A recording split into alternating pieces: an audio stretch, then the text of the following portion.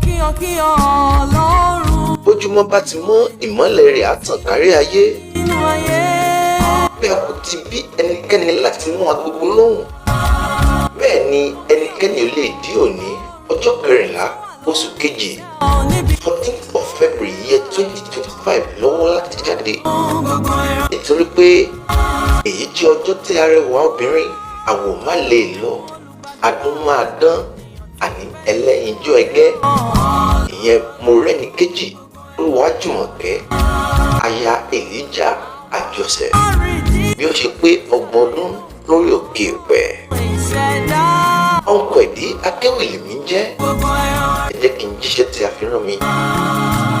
Èyí tí mo jí lórí ibùsùn mi, ìpè Elijah Àjọṣẹ olówó orí Mọ́rẹ́níkejì ń ló jí mi. Ó ní Ọ̀nkọ̀ Ẹ̀dí máa ń kí aya rere lọ́dẹ̀ mi, máa ń kí àwọn ọmọ mi, èjìká tí ò jẹ́ kẹ́wù mi ó jábọ́, olólùfẹ́ mi, arẹwà obìnrin, ẹlẹ́yinjú ẹgẹ́, ìbàdí àrán mi, nítorí pé ó pé 30 ọdún lórí òkè èpẹ̀. Ìgbà tí mo sì rí Mọ́rẹ́níkejì ẹnu yà mí, nítorí pé Mọ́rẹ́níkejì, your beauty is priceless ó jèrè. Síwájú ohun gbogbo, ẹja kọ́kọ́ fọpẹ́ fẹ́ni tó lọ́pẹ́, aládé wúrà ọ̀rọ̀gbọ̀ jígọ̀ tí ń gbénú ọ̀run ṣògo, alápá kábíkábí, olùgbèjà ọmọ òrukàn, iná tí ń jó èṣù fàìfàì, arabarí bí àlejò tí ń ṣe onílé lálejò, paríparí ọlá, alágbàlá àdéwúre ní bàbá mi, ọba tí gbogbo ayé ń wálé fún. Mọ́rẹ́níkejì ní kábíyèsí ìbà Elédùmarè.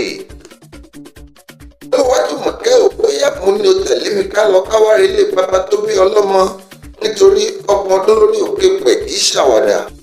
Mọ́rẹ́níkejì o, ìwọ lọmọ Abẹ́òkúta, ìwọ lọmọ Ẹ̀gbá ọmọ agbóhùnpọ̀ àkàlà, ìwọ lọmọ eríjogún ọlá ọmọ òṣìlẹ̀kùn palẹ̀kùndé, débi bàbá tí ń larí di ogún lójú ogun, ẹ̀yin gangan láròyé ogun. Mọ́rẹ́níkejì o, ìwọ lọmọ májòlọ́fà, jólọ́fà kó o borí díẹ̀ ní ọmọ ajópẹrú májòpẹ̀tọ́, nítorí ẹrú ní sinmi ẹ̀tọ́ kì í sìnìyàn, ọmọ agbójọ lọ́wọ́ ogun, ọmọ òru là ń sìkà, ẹni sí lọ́sàn ò ní farare lọ, ọ̀sán là ń sòótọ́, ọmọ ẹja tí ń gbénú búṣoró, múlọ́pàá márùn níbẹ̀ lóde Ẹ̀gbá Aláké tiyín, Aláké ọba ni, Olúbàrà ọba ni, Àgúrà ọba ni, Òsìlẹ̀ ọba ni, Olówó Òdòrò ọba ní í ṣe. Kí wọ́n ní wọ́n ṣe ní Mẹ́kà tí wọn ò kì í ṣe nílé bàbá tó bí ọlọ́mọ. Wọ́n momi sẹ́mísẹ́mí Mẹ́kà, ẹ̀yin momi òkun, wọ́n ń gòkè àràfá ní Mẹ́kà, ẹ̀yin ń gòkè Olúmọ, ìwọ lọmọ Lìsàbí ọmọ agbóhùnpọ̀ àkàrà. Ọlájùmọ̀kẹ́ ọ̀pọ̀ wá ní o tẹ́wọ́ àdúrà kó máa ṣàmì. Àwọn ọmọ rẹ̀ ní wípé àṣèyí ṣàmúlágbára Elédùmarè, wọ́n ní ẹ dàgbà ẹ dògbó, ẹ fẹ̀yìntì jẹ́ wọn mọ́. Ọkọ rẹ̀ wá ní ìwé fún ọ wípé ìgbọ́dún wọn ṣẹ̀kọ̀sìn lágbára Elédùmarè ọba, ó ní pé ò ní fàìsàn ló gbà, òkè òkè ń ló máa lọ lọ́jọ́ ayé rẹ gbogbo.